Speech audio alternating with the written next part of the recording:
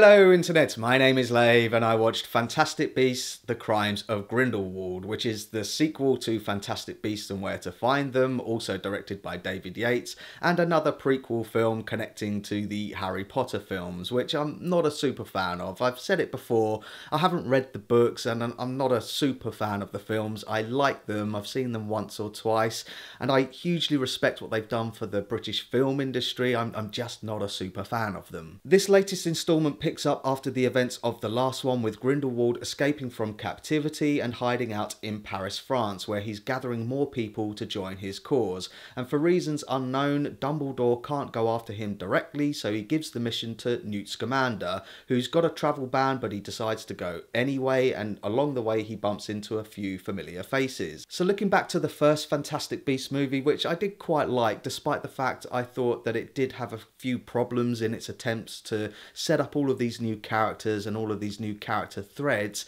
and I think this one has got the same problems, just on a bigger scale. The elements that I did like have carried over, which I'll come back to, but certainly the problems of all of these characters and all of these different character threads, I think it is struggling to try and tie them up towards the end of this film. But let's start with the positives. Eddie Redmayne is back as Newt Scamander, and I liked him. I thought his quirks and mannerisms, which annoyed me a little bit in the first one, were toned down for this, and I was pleased with his character's thread, which is forcing him to make a decision and choose a side. Again though, I wasn't really feeling the chemistry between him and his supposed love interest Tina, once again played by Katherine, who's back as an Aurora in this FBI-like agent witch who's also investigating the case. I just wasn't feeling the chemistry between them.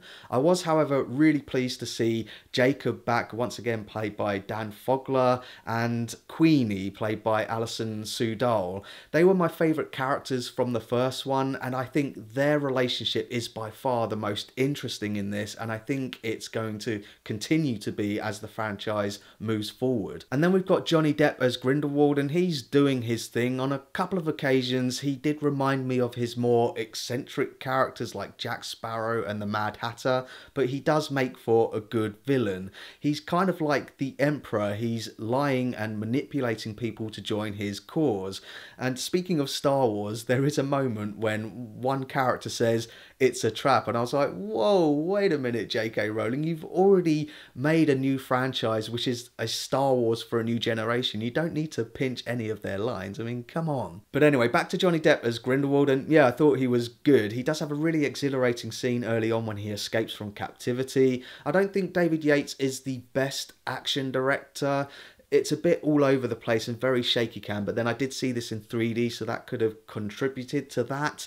But there is another scene early on which is quite dark, when Grindelwald is establishing this safe house in Paris, and they do some pretty dark things, and it made me think, well, okay, yeah, this guy is completely committed to his cause.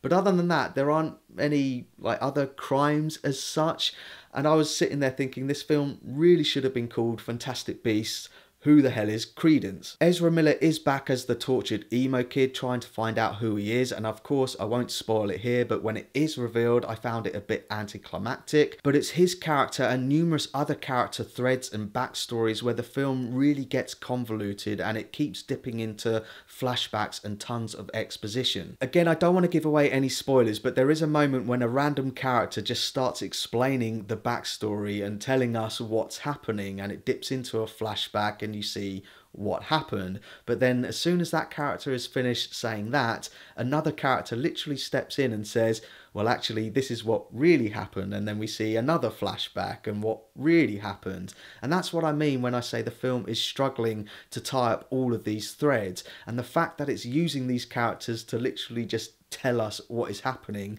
is a sign of a weak screenplay. Having said that though, the production values of this film are top drawer, from the sets and the props and the clothes, all mixed in with some good CG work, and there are a variety of Fantastic Beasts, but when I really thought about it, the beasts are kind of all just reduced to ex machinas. If the characters get into a pinch, you can guarantee that they're going to get out of it via one of the beasts. Now what's interesting is I got into a WhatsApp conversation with a couple of friends who saw this film independently from me on the same day, and they text me asking me where my review was for this, and I was like, all right, calm down, I'm working on it.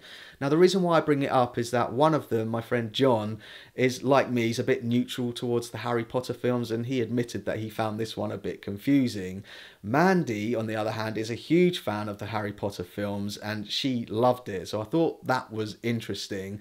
But she asked me if I caught all of the Easter eggs in this film, and I was like, yeah, I'm pretty sure I did. I thought Jude Law's character, he's got a significant role to play later on in the films, right? And the castle where he works, yeah, that looks familiar. And she was like, yeah, but did you see that this, and did you see how that, and how this connects to that? And all of that stuff went completely over my head. I didn't see any of it. So I guess what I'm saying is there is a lot for Harry Potter fans to enjoy in this, but I still think the execution of this film on its own, it is messy and convoluted.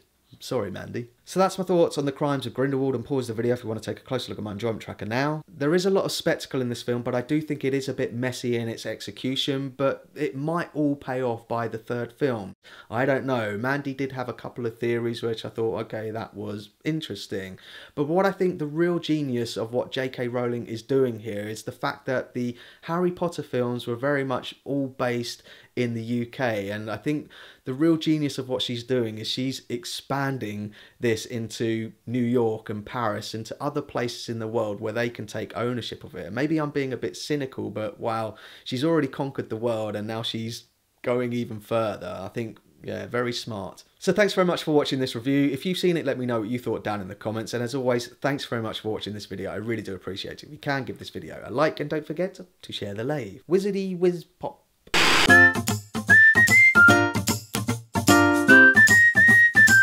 Subscribe.